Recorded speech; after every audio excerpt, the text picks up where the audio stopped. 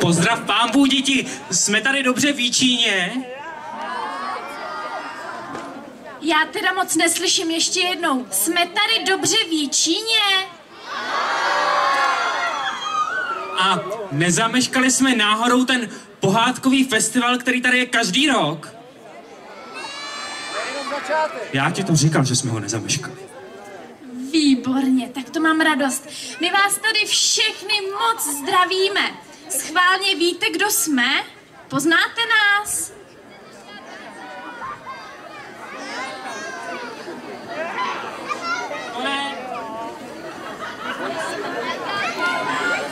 Tamhle jsem to někde slyšela správně. Já jsem Víla Julinka a tady máme Formana Šejtročka. A jsme ani nevěděli, že jsme tady tak populární. A my jsme sem do Jičína přijeli, abychom vám přivezli pohádku. Ale zjistili jsme tady takovou nepříjemnou věc teda. No. Protože my nemáme pohádkový klíč, kterým se otevírá brána pohádkového města. Nevíte, co budeme dělat? No, co budeme dělat? Já mám nápad. No, my musíme zavolat pana starostu, aby nám předal pohádkový klíč. Tak zavoláme na pana starostu. Tak oba, jo? Na 3. 1, 2, 3. Pane starosto! To je málo, musíme všichni. Pojďte, pane starosto, ještě jednou. A radši 3krát, ať přijde určitě. Jo, promiň, na 3. 3, 2, 1. Pane starosto! A ještě jednou. Pane starosto! Ještě jednou? Jo. Pane starosto! Tak, my jsme rádi, že vás vidíme a hlavně jsme rádi, že konečně vidíme ten pohádkový klíč. Tak já moc děkuju, já už myslel, že letos ani nepřijdete, proboha. Kde jste byli takovou dobu? Tak, vážení dospěláci, milé děti, přeju vám krásný pohádkový festival, ať si to všichni pořádně užijete, ať je krásné počasí, zkrátka výborná nálada, dobrá pohoda v Jičíně. A já teď ten pohádkový klíč předám ho tady Ondřejovi a Ondřej třeba se svým týmem a souborem nám za ten klíč něco dá. Tak Ondřej, tady máš klíč a pojď k nám. Tady je plné náměstí Jičňáků, možná i přespolních, dobře naladěných. Tady máš klíč, tady máš mikrofon, hned ti ho dám a třeba nám i za ten klíč něco zaspíváte. Děkuji vám, pane starosto, a my vám teďka něco pěkného zaspíváme. Tak příjemnou zábavu a my se zase vrátíme zpátky k nám.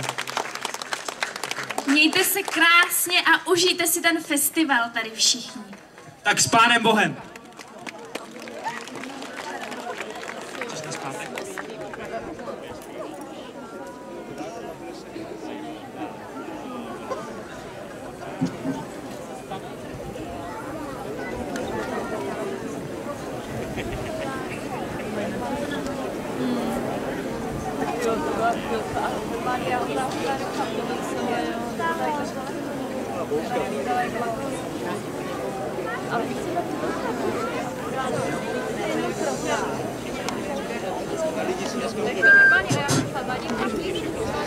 Krásné odpoledne všem. Zdravím Jičín, ahoj Jičíne! Ahoj! Ale určitě jste si všimli, že něco chybí ke správnému zahájení tohoto festivalu. Cililink našeho patrona Jičína, města pohádek, a proto já chci pozvat na jeviště pana Jiřího Labuse. Dobré odpoledne. Tak vám musím říct, že mi to teda letos vyšlo, protože já jako rumburak Když jsem viděl, jak tady před chvilkou pršelo, tak jsem si řekl, tak to teda ne. A vzal jsem si z Prahy kouzelný prsten, zatočil jsem a podívejte se na to. Takže to se mi opravdu hrozně moc povedlo, jsem strašně rád, že to takhle vyšlo, protože já jsem vlastně tady už po několikáté jako patron tohoto festivalu a vždycky ten první den tady bylo krásný počasí a vlastně to skoro vydrželo až do té neděle. Tak mi to přál letos, aby to opět nám všem vyšlo, protože letos to je opravdu takový jubilejní, vlastně i když tady 21. ne úplně kulatý, ale jubilejní v tom, že vlastně to je, letos by se dožil 100 let slavný spisovatel, pohádkář, který tento kraj a toto město velmi proslavil a který se jmenuje, jak jistě víte? Václav Čtvrtek, ano. Takže letos tento festival bude hlavně jemu věnován. Já vám přeji, aby se vám to tady líbilo jako minulé roky a teď už je čas zazvonit tímto zvoncem a festival považuji za zahájený.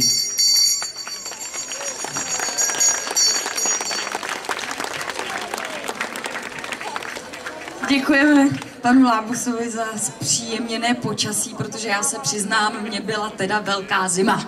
No, člověk se může zahřát různými způsoby. Třeba si může dát štopičku. Šťopičku, to narážíš určitě na nějaký alkohol. Třeba domácí slivovička, to ty máš rád, viď? Ale já bych se raději zahřála špetičkou lásky. No, nebo si dát 20 dřepů. Ale nejvíc člověka zahřeje, když pomůže někomu, kdo to potřebuje. Tato hřejivost od srdce je nejlepší. A tady se to taky povedlo. Protože dnes odpoledne proběhl křest haptické pomůcky turistického průvodce pohádkovým českým rájem, kterou zainvestoval nadační fond Jičín město pohádky a vyrobilo občanské sdružení Vide Manibus. Děkujeme.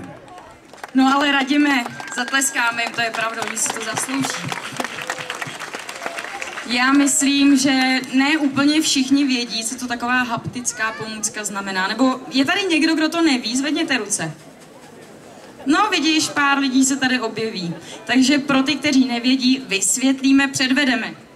Takže úplně v krátkosti. Je to turistický průvodce českým rájem pro zrakově postižené a tato publikace je taková speciální, nejsem úplně odborník na tyto věci, jsou plastické obrázky, je tam velikánské písmo pro slabozraké a Braillovo písmo, které je na folii pod textem.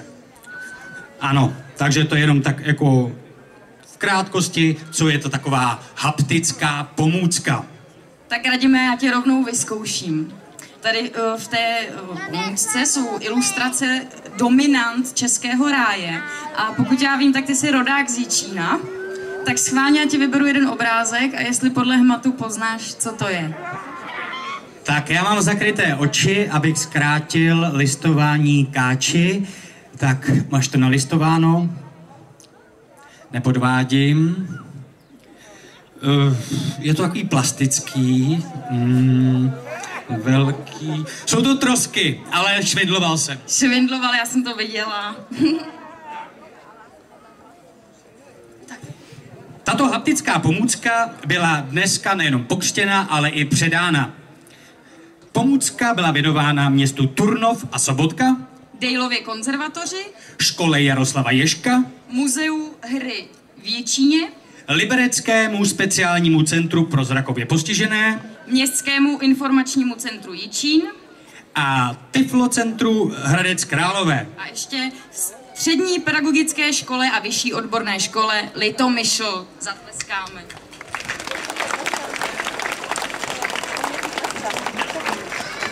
Já doufám, že jim bude sloužit. Tato pomůcka je ještě k dostání, kdo má zájem, nebo je i k zakoupení samozřejmě. A veškeré informace naleznete nebo najdete u nadačního fondu Jičín města pohádky. Tak, povídání bylo dost a zároveň dnes jeden světlušky. To asi všichni víte? A já bych poprosil na jeviště jednu patronku světlušky Anetu Langerovou.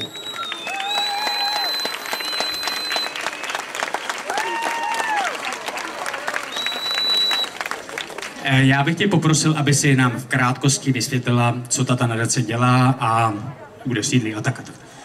Krásné dobré odpoledne vám všem. Je vás tady hodně, to jsem moc ráda, protože to bude velká podpora pro nás tady na pódiu, protože nás tady bude hodně, zaspíváme si hodně písní. Já bych vám ráda řekla ke Světlušce možná jenom to, pro ty z vás, kteří Světlušku neznají, že je to nadace Českého rozhlasu, která pomáhá nevidomým a pomáhá jim tak, že jim třeba kupuje nebo zprostředkovává různé pomůcky, jako jsou třeba mluvící počítače nebo vodící psy. Je toho spoustu. Doufám, že je tady někdo z vás, kdo zná Světlušku? Znáte Světlušku? Ano? Ano? Výborně, tak to nemusím, myslím, vysvětlovat déle. My vám pak zaspíváme, tak poznáte i Světluščí sbor, takže doufám, že je na co se těšit. Tak děkuji. Tak a samozřejmě můžete přispívat nadačnímu fondu Světluška. A můžeš nám říct jak? Ano, ano, můžete přispívat, takže tady různě mezi vámi, tak, nebo respektive dnes tím, že je Den Světlušek, tak asi ve 300 českých městech pobíhají dobrovolníci s takovýma krovkama a tykadýlkama a ty prodávají různé předměty s logem Světlušky. Je to třeba takováhle píšťalka, kterou já tady mám dokonce i na krku, nebo různé náramky a podobné věci, tak když si od nich koupíte nějaký takovýhle předmět, tak samozřejmě Světlušce velmi pomůžete. Nicméně samozřejmě se dají posílat DMSky, ale taky se dá přispívat na konto, které je 10 9 0 100. Ale to myslím, že ta píšťalka je lepší, že jo? Já myslím, že Aneta hrozně krásně mluví, ale já se teda daleko víc těším, až bude zpívat. Protože zpívá ještě krásněji. A kdo ji bude doprovázet? Budou ji provázet děti z konzervatoře Jana Dejla a školy Jaroslava Ježka pro zrakově postižené. Radíme, koukám, že ty máš taky píšťalku Světlušky, tak Aneto, myslíš, že můžeme odpísknout váš koncert? Nebo chceš ještě něco říct? Já myslím, že můžem, tak já bych s dovolením pozvala svoji kapelu. Halo, kapelo, kapelo, výborně. Tak kapelu pozvu na pódium, aby jsme se připravili a zaspíváme vám, výborně, zaspíváme vám první 3 písně a pak se připojí sbor.